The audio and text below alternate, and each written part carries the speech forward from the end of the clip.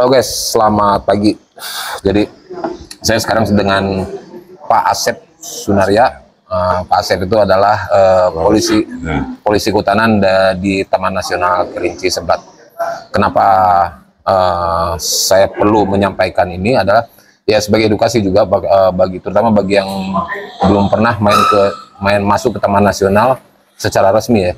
Jadi masuk ke Taman Nasional secara resmi itu harus ada izin namanya SIMAKSI. Nanti Kang Asep akan menjelaskan lebih lanjut. Oleh Kang Asep dijelaskan, karena saya juga masih rada tunduh karena baru sampai tadi menjelang subuh, jadi baru tidur sebentar, belum sempat tidur malah. Jadi sampai kamar, peperen sebentar, ada kerjaan, dan pagi ini Kang Asep mengantarkan SIMAKSI. Jadi SIMAKSI itu bentuknya ini surat resminya izin masuk ke Taman Nasional. Kira-kira seperti ini bentuknya. Ini ada 2 lembar. Jadi ini tentang izin dan apa yang boleh dan tidak boleh yang dilakukan. Pada dasarnya semuanya sama. Nanti untuk lebih detailnya silakan Kang Asep jelaskan. Apa enggak Kang Asep? Baik, terima kasih Kang Giwang. Sebelumnya perkenalkan, nama saya Pak Asep Sunaria. Sehari-hari sebagai Kepala Resort Rupit dulu untuk wilayah SPTN 5 Sumsel. Sedikit mungkin yang bisa saya gambarkan tentang SIMAKSI ini, bahwa SIMAKSI ini kepanjangan dari surat izin memasuki kawasan konservasi.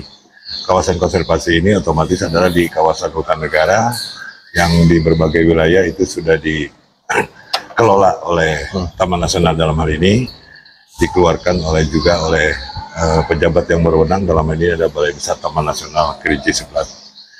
Kemudian untuk tujuan dari diterbitkannya SIMAKSI ini, karena SIMAKSI ini adalah dokumen wajib sebenarnya, jadi dokumen wajib ya saya sampaikan ini untuk para katakanlah tamu atau pengunjung yang memasuki areal-areal kawasan konservasi di wilayah, khususnya konservasi di wilayah Indonesia, dalam ini di Balai Besar Taman Nasional Kerinci Seblat.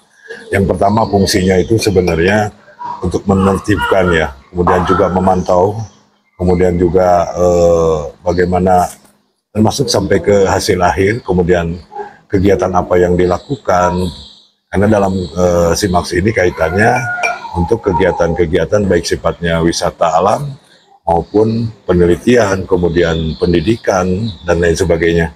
Jadi kita bisa memantau sekaligus juga dalam satu kegiatan kita mengetahui para pengunjung kegiatan apa. Ini sekali lagi sampaikan bahwa SIMAKSI ini adalah dokumen wajib yang perlu dimiliki.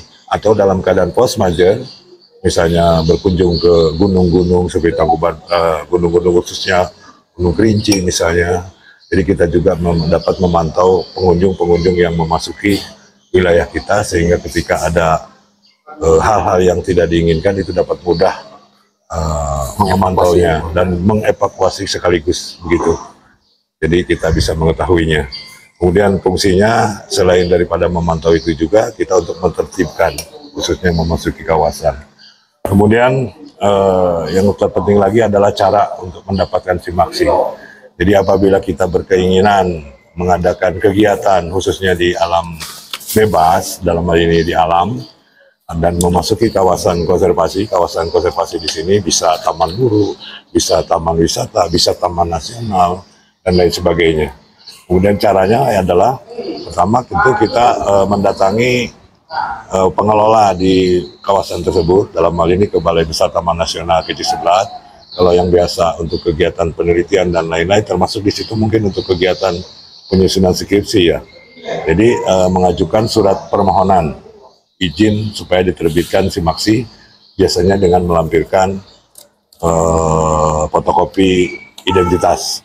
Adapun kalau untuk kegiatan yang sifatnya rombongan, baik itu rombongan pelajar, mahasiswa dan lain-lain, itu cukup satu surat, kemudian kita memantau langsung, mendeteksi langsung, memeriksa langsung ketika pemberangkatan. Jadi di situ harus kita memastikan bahwa dalam rombongan tersebut itu pertama didampingi oleh petugas, kemudian yang kedua juga didampingi oleh volunteer atau dalam hal ini warlock yang memang tentu yang bersertifikat dan lain sebagainya, yang memang memiliki klasifikasi khusus, termasuk di dalamnya sebagai tim SAR juga. untuk yang kegiatan sifatnya kelompok. Kalau perorangan mungkin bisa mengajukan cara perorangan, dan kelompok juga mungkin mengatasnamakan kelompok itu. Saya rasa itu ya untuk kegiatan ini. Kemudian ada pun hal-hal yang tertera di dalam simaksi ini. Yang pertama adalah perlu didampingi oleh petugas dari pengelola setempat, artinya dari wilayah setempat. Dalam hal ini adalah Balai Besar Taman Nasional. Kebetulan kemarin berada di resort saya, di resort Rupit dulu, sehingga langsung saya yang mendampingi. Kemudian yang kedua, kita di simaksi juga disebutkan apa yang boleh dan apa yang tidak boleh dilakukan di dalam kawasan konservasi. Kemudian apabila itu kepentingannya untuk yang sifatnya dipubliskan, maka wajib mencantumkan logo Kementerian Kehutanan dan logo Balai Besar Taman Nasional Kejati Sebelat. Kemudian apabila itu sifatnya untuk penelitian dan pendidikan, itu wajib setelah kegiatan dalam jangka waktu 1 bulan, wajib menyerahkan laporan hasil kegiatan. Kemudian yang hal-hal lain yang tertera itu bahwa di simaksi juga dicantumkan apa yang tidak boleh dilakukan. Contoh membawa atau apapun bentuknya dari dalam wilayah kawasan konservasi keluar kawasan. Itu saja mungkin secara singkatnya. Yang jelas dokumen simaksi ini adalah dokumen wajib untuk para pengunjung yang datang ke dalam hal ini adalah ke Taman Nasional Kejati Sebelat. Jadi begitu guys, saya termasuk sering karena saya termasuk sering masuk ke Taman Nasional deh. Yang sering tuh Sembilang Berbak, TNKS ini saya udah kelima kalinya. Kalau Kambas saya sudah jadi volunteer di sana. Kemudian sama ngurus simaksi. Kemudian saya nggak tahu Gede Pangrango sekarang pakai simaksi atau tidak, tapi mestinya sudah pakai. Kemudian ke timur lagi di Rinjani juga sama. Bahkan Rinjani selain simaksi juga mengharuskan jadi di luar petugas dari TNKS, di luar petugas dari Taman Nasional setempat juga, kalau di Rinjani itu harus mengikutkan warga lokal, warlok sebutannya. Warga lokal itu maksudnya ya untuk pemberdayaan masyarakat juga, jadi masyarakat mendapatkan manfaat dari kedatangan turis ya. Ya anggap saja saya datang ke sini adalah sebagai turis gitu. Dan memang diharapkan seperti itu. Kenapa? Diharapkan tuh idealnya gitu, ketika warga lokal sudah bisa aware bahwa aduh saya bisa mendapatkan income misal dari terutama dari TNKS, terutama sewa perahu itu pasti, karena hampir semuanya trek itu akan melalui sungai gitu. Sewa perahu, kemudian ya porter juga, terus guide sudah jelas itu, meskipun ada petugas dari tapi untuk guide itu biasanya tandem dengan warga lokal. Itu maksudnya gini, jadi ketika warga lokal sudah bisa merasakan mendapat manfaat dari kunjungan resmi seperti ini, ya diharapkan dia tidak melakukan kegiatan ilegal lagi seperti illegal logging maupun perambahan hutan gitu, sehingga area konservasinya lebih terjaga. Intinya sih di situ. Itu jadi karena kita tidak bisa juga melarang warga jangan melakukan perambahan, tapi ya kita tidak ngasih solusi, itu ya salah juga. Jadi salah satu berikan solusinya adalah kita memberdayakan. Plus saya punya kebiasaan kalau saya akan masuk ke daerah manapun, entah itu Taman Nasional atau bukan, misal mancing di muara Sungai Musi di Sungsang, saya selalu membiasakan membelanjalah ransum tuh di desa setempat. Jadi cash flow di desa itu bergerak gitu. Jadi orang kota, orang luar datang tuh membelanjakan uangnya di desa itu. Nah, itu untuk menggerakkan ekonomi. Betul. Gitu. Betul. Jadi biasakan kalau datang ya selain juga praktis daripada mungkin kawan-kawan berangkat dari Jakarta bawa ransum, bawa beras, bawa apa belanja dari sana kan repot, mending belanja di desa setempat. Pun demikian ketika pulang beli oleh-oleh gitu. Jadi goal utamanya adalah selain kita memang menikmati pemandangan luar biasa, TNKS terus terang salah satu taman nasional yang bagus ya view-nya, yang bisa kita nikmati, entah itu camping, hanya sekedar camping atau menikmati pemandangan, apalagi ketika musim hujan itu air terjun itu bisa berjejer di sepanjang tebing. terutama kalau kita masuk ke daerah Bukit Ulu itu. Nah, di sisi lain warga juga mendapatkan manfaat, terus kehidupan ekonomi di desa itu juga akan tumbuh. Dengan demikian ya idealnya secara perlahan nanti warga akan mulai jadi aware on. Mari kita jaga lingkungan Taman Nasional sekitar kita supaya turis tetap berdatangan, yang pada akhirnya ya memang diharapkan membelanjakan uangnya di desa tersebut. Itu bagian dari pemberdayaan masyarakat. Kira-kira seperti itu. Jadi untuk kawan-kawan, kalau saya sudah biasa, saya bikin trip selalu kalau misalnya ke Kang Asep, Kang aku masuk ke TNKS, biasanya udah ngerti tuh, Kang Asep langsung buatkan seperti ini. Jadi seperti minggu lalu saya bawa tamu dari Jakarta, ya sama, buatkan. Kemarin, untuk hari ini akan masuk ini simaksinya pun demikian nanti. Akhir bulan saya akan bawa grup lagi, malah saya akan bawa grup kerucil, tadi anak-anak kecil mulai dari 6 sampai 14 tahun saya ajak masuk ke Taman Nasional. Itu bagian dari edukasi kita kepada anak-anak, karena memberikan pemahaman kelestarian kepada anak-anak tuh jauh lebih efektif. Terasa oleh saya sudah dijejali dengan konservasi itu oleh bapak saya gitu. Dan sampai sekarang tertanam seusia sekarang masih aware, kira-kira seperti itu. Jadi pokoknya ya, kalau bisa jangan nyolong-nyolong masuk, karena repot. Katanya pernah kejadian, boleh saya sebutkan tempatnya? Jadi pernah kejadian di Lebong, masuk dan tidak resmi dan ternyata hilang. Ya kan jadinya repot. Kita di Taman Nasional nggak punya catatan, siapa yang masuk, tahu-tahu ada laporan hilang, kok ada hilang, masuknya nggak lapor, kira-kira seperti itu. Itu dan mungkin perlu ditambahkan juga Kang Giwang, jadi dalam hal terkait tadi yang disampaikan, memang betul ada istilah kegiatan pemberdayaan masyarakat, terutama untuk masyarakat di desa-desa sekitar kawasan memang kita berdayakan. Salah satunya dalam kegiatan khususnya wisata alam ya, kita di beberapa desa sudah mulai kita bentuk juga desa wisata ya. Dalam hal ini kita melibatkan melalui Pak Kades, kemudian para warga, di mana para warga ini kita libatkan di dalam kegiatan, terutama yang kelompok ya, yang melibatkan untuk tidak hanya untuk mungkin guide, kemudian volunteer, kemudian kalau di beberapa daerah ada transportasi air, maka di penyediaan sarana transportasi sampai ke juru masak. Di mana kelompok-kelompok ini kita gabungkan menjadi kelompok masyarakat Pok Darwis namanya. Jadi kelompok masyarakat sadar wisata.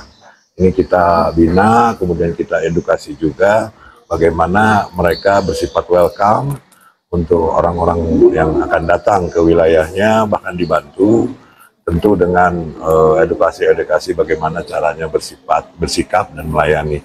Nah, ini kita maksudkan juga untuk selain untuk pemberdayaan masyarakat sekitar kawasan juga dapat meningkatkan perekonomian mereka, yang mudah-mudahan juga berimbas kepada kehidupan sehari-hari mereka, yang terutama untuk orang-orang yang biasa beraktivitas di dalam kawasan, sehingga dapat merubah kehidupannya dalam hal ini menjadi seorang bagaimana menjadi pemandu wisata dan lain-lain. Jadi memang kita sudah bentuk ini namanya kelompok sadar wisata Pok Darwis. Itu saya rasa yang tugasnya yaitu tadi sebagaimana yang disampaikan, dengan tujuan juga kurang lebih seperti itu. Jadi kita harapkan juga bahwa para pengunjung ini ketika memasuki desa-desa yang ada sekitar kawasan menjadi bagaimana nyamannya, bagaimana merasa dekat dan lain sebagainya. Bahkan di beberapa wilayah kita kasih kesempatan untuk berkomunikasi, kemudian ibaratnya masuk di dalam lingkungan masyarakat itu sendiri. Apalagi di beberapa desa Kang Giwang masih terdapat suku-suku atau budaya-budaya setempat, kearifan lokal yang memang masih terjaga, dan itu bisa dikolaborasikan dengan wisata-wisata yang ada di dalam kawasan, khususnya kawasan konservasi di sekitar desa tersebut. Jadi merasa sering berhubungan, berkomunikasi, dan itu terjalin satu kerjasama yang baik. Jadi si masyarakatnya sendiri yang di luar kawasan ikut terlibat menjadi satu kesatuan dalam kegiatan wisata itu.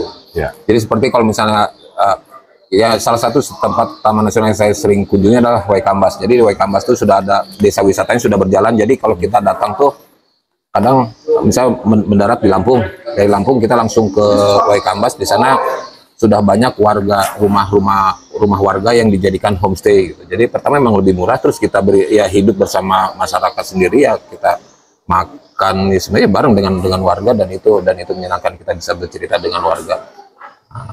Dan semoga saya nggak tahu di TNKS mestinya sudah ada ya, sudah ada beberapa rumah yang bisa jadi homestay. Kemarin terinfo bahwa ada 2 atau 3 rumah yang sudah menawarkan, silahkan mau datang, mau bisa. Karena gini, terutama ketika kita akan naik ke spot Rafflesia, itu kan treknya nanjak. Treknya sebenarnya ketinggian tidak tinggi, sekitar 1000 sampai 1200 mdpl, tapi treknya tuh ekstrim itu enggak, maksudnya nanjaknya tuh hampir tidak ada bonus, maksudnya hampir tidak ada jalan datar, nanjak terus ya, karena memang kita kan ini pegunungan Bukit Barisan ini bukan vulkanik tapi tektonik, jadi kebanyakan tebingnya tuh vertikal, jadi kita naiknya tuh zigzag. Nah, kita perlu menjaga stamina, sehingga untuk menghemat stamina, menjaga stamina, kita sebaiknya memang tidur di desa terakhir sebelum kita naik. Nah, itu salah satu juga mungkin ya pemasukan bagi warga desa yang rumahnya dipakai untuk homestay. Nggak mahal-mahal kok, paling antara 100 atau 200 per malam gitu ya, let's say lah. Kalau untuk saya itu 2 bungkus rokok kira-kira, tapi kita bisa interaksi, bukan soal biaya, tapi kita bisa interaksi dengan masyarakatnya. Jadi, dan masyarakat juga senang kok. Sepengalaman saya, masyarakat senang kalau kita datang kemudian bisa ngobrol bercengkrama gitu, apa ya, bahasa Palembangnya penesan apa. Dan insya Allah aman. Kalau amannya insya Allah aman. So far ya, salah satu kenapa saya sering, ini kelima kalinya saya akan masuk, kelima pun nggak bisa lupa. Ya, karena memang nyaman gitu. Kasarannya gini, saya nyaman, saya cukup sampai ke desa, tidak usah masuk Taman Nasional pun saya sudah nyaman, bisa belajar bawa perahu atau apa, karena terus terang bawa perahu di Sungai Dangkal dengan bebatuan tuh, waduh, saya belum berani bawa sendiri, tapi ya kemarin pernah coba belajar. Kira-kira seperti itu. Sekarang sudah mulai ngaji, persiapan Jumatan, kita habis ngaji ini, kita langsung check out dari hotel, langsung menuju ke spot untuk entah malam ini atau besok kita masuk ke Taman Nasional. Karena rencana saya ini 3 hari 2 malam. Mudah-mudahan malam ini mudah-mudahan sore atau malam ini kita sudah bisa masuk. Kita langsung malam pertama langsung camping di dalam kawasan. Pokoknya coba deh sekali seumur hidup, biasanya nagih gitu. Itu yang buat saya gitu. Kalau sudah bisa melihat biasanya nagih, dengan apalagi ketika bangun tidur keluar dari tenda dengan pemandangan yang wah, suara alam, bisa dengar suara burung rangkong. Kadang kalau kita mujur kita bisa dengar suara harimau. Betul sekali. Jadi memang salah satu fungsi Taman Nasional itu kan adalah untuk fungsi pendidikan penelitian, selain perlindungan dan pengamanan sistem air ya, juga salah satunya adalah fungsi pendidikan dan pariwisata alam. Jadi jangan ragu-ragu, ayo ke Taman Nasional. Ayo main Taman Nasional. Surganya. Sekali seumur hidup coba deh di manapun. Dan yang saya tawarkan kali ini adalah coba ke TNKS karena belum banyak terekspos, padahal tempatnya bagus, sumpah. Maaf cakap ya, tanpa mengecilkan, menyepelekan tempat yang sudah saya ini. Dibanding Gunung Gede ya, saya masih enjoy di sini karena lebih asri ya. Tapi kembali kepada ini, karena di Gunung Gede sudah rame, penjual datang, trekkingnya sudah dikasih tangga, udah nggak seru lagi. Sementara ini waduh, alami. Tapi untuk yang ingin kenyamanan ya bolehlah dicoba.